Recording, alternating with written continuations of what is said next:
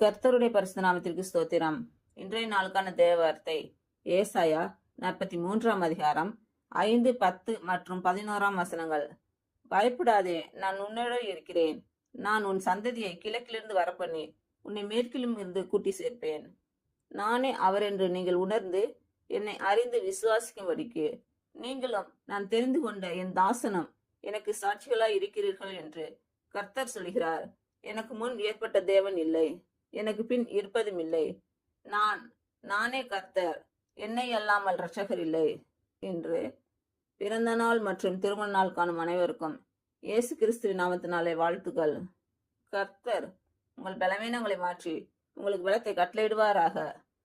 கர்த்தர் உங்களையும் உங்கள் பிள்ளைகளையும் உங்கள் பிள்ளைகளின் பிள்ளைகளையும் ஆசீர்வதிப்பாராக.